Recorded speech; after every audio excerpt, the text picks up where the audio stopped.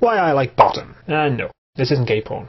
Sorry guys. Bottom is a British sitcom which was written by and starred Rick Mayall of Drop Dead Fred fame, and Adrian Edmondson of the Red Baron von Richthofen fame. How lucky you English are to find the toilet so amusing! For us, it is a mundane and functional item. For you, it's the basis of an entire culture. Both men met in the University of Manchester in 1976, and after graduating went on to star as two of the four leads in The Young Ones, and followed this up with Filthy Rich and Catflap. While not the success of The Young Ones, this did allow Rick and Ed to hone their future characters, and it was here that Bottom was born. Bottom went on to be a huge success, spawning 3 series, all broadcast by the BBC, with the first in 1991, the second in 1992, and the third in 1995. Despite a 4th series pen, the BBC never picked it up. But this didn't stop the duo, who took the show on the road, with 5 live stage shows performed over a 10-year period, with the first performed in 1993 and the final in 2003, with the film Guesthouse Paradiso released in 1999. Bottom tells the story of Richie, played by Mayall, and Eddie, played by Edmondson. Both characters are total losers and dregs on the end of society, and will often resort to violence just because there's nothing better to do. The characters are flatmates and best friends, but they also hate each other with a violent passion. Richie, a 30-plus male with no real friends and who's obsessed with sex, but he's never actually been with a woman.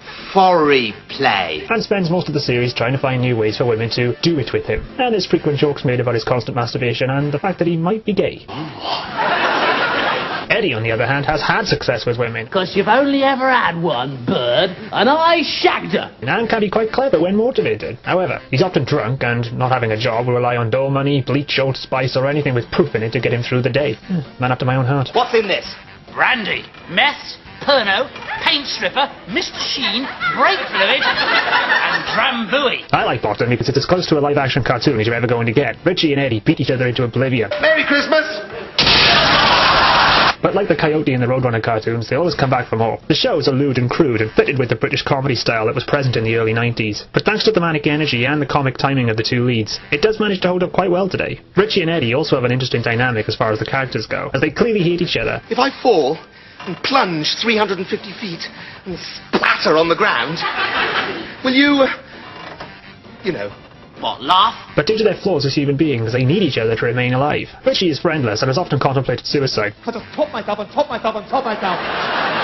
But by having Eddie around, it gives him someone to look after, which offers him a distraction and gives him something to do. Now, Richie could adopt the image of the battered wife to Eddie's drunk abuse, but thanks to the writing, you don't sympathise with the character because he's clearly such a, well, bastard. Eddie, meanwhile, if it were not for Richie's albeit tainted and questionable care, wouldn't survive a week on his own. Good evening, Your Majesty. I can see your pants from here. And thanks to their strange friendship and living arrangements, they both help each other survive, while attempting to kill each other in the process. Hey, it's a comedy. Who said it had to have logic? Have you ever watched an episode of Panda Q&A? Another memorable part of the series was the live show. These were even ruder than the TV show, as they were allowed to get away with a lot more. I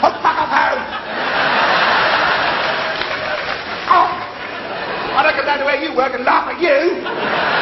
Bastards. Featured sex dolls, projectile vomiting, sex with sheep, and the drinking of something a little too foul to say out loud. The biggest sell point of the live shows is because of the duo's outtakes and mess up. Most commonly it would be Rick who'd forget his lines. Oh, Eddie, think what we're missing?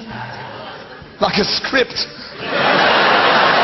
And some of the ad-libs the guys would run through in an attempt to one-up the other would often bring the house down. And you could just see the amount of fun these two were having together, just being able to play off each other. While the later stage shows and the film were definitely not up to par as far as the first 3 series and the first 3 stage shows are concerned. There's no denying the laugh-out factor that these two brought to TV during their heyday. Like a lot of comedy, you're either going to love it or you're going to hate it. And with comedy having moved on several steps since the show's release, it could be easy to list the series as dated. But it's a show I never get tired of watching, thanks mainly to the childish double entendre. Do you want to be skinned alive and buggered? I'd like to see you try! And it's completely over-the-top cartoon-style violence. And that's why I like Bottom.